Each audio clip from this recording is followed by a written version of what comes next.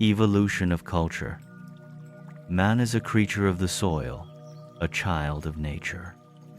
No matter how earnestly he may try to escape from the land, in the last reckoning he is certain to fail.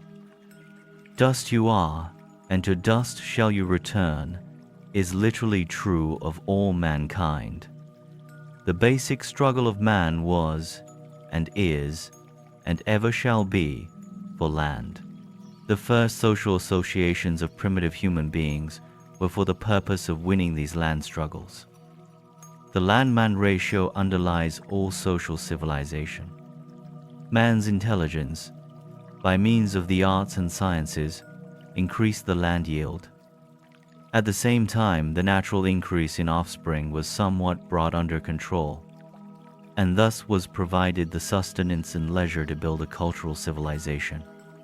Human society is controlled by a law which decrees that the population must vary directly in accordance with the land arts and inversely with a given standard of living.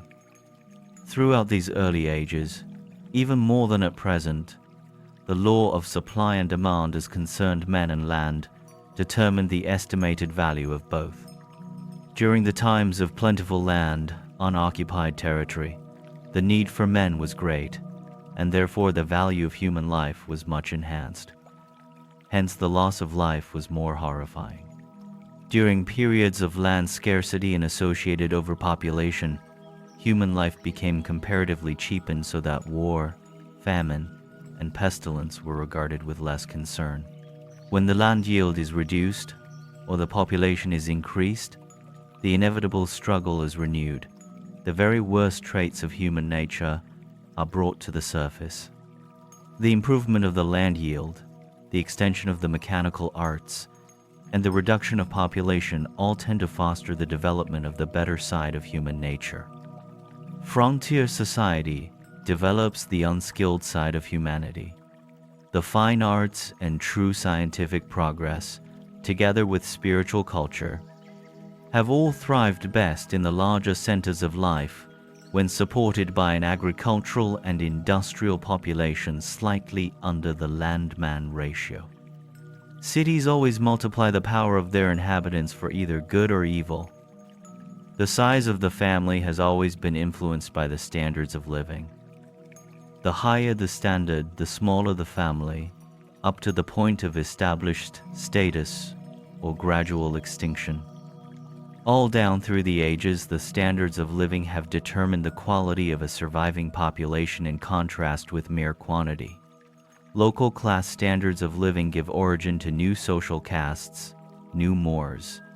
When standards of living become too complicated or too highly luxurious, they speedily become suicidal.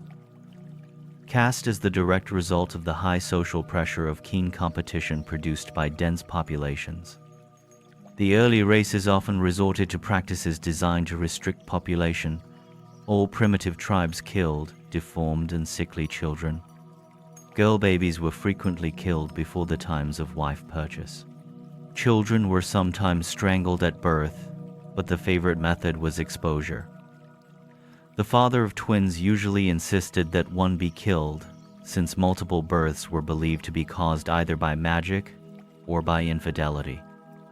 As a rule, however, twins of the same sex were spared. While these taboos on twins were once well-nigh universal, they were never a part of the Andinite Moors. These peoples always regarded twins as omens of good luck.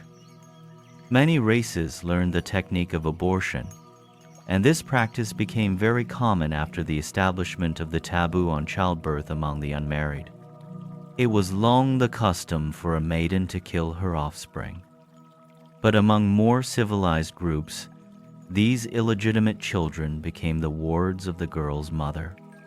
Many primitive clans were virtually exterminated by the practice of both abortion and infanticide. But regardless of the dictates of the Moors, very few children were ever destroyed after having once been suckled. Maternal affection is too strong. Even in the 20th century, there persist remnants of these primitive population controls. There is a tribe in Australia whose mothers refuse to rear more than 2 or 3 children. Not long since, one cannibalistic tribe ate every 5th child born. In Madagascar, some tribes still destroy all children born on certain unlucky days, resulting in the death of about 25% of all babies. From a world standpoint, overpopulation has never been a serious problem in the past. But if war is lessened and science increasingly controls human diseases, it may become a serious problem in the near future.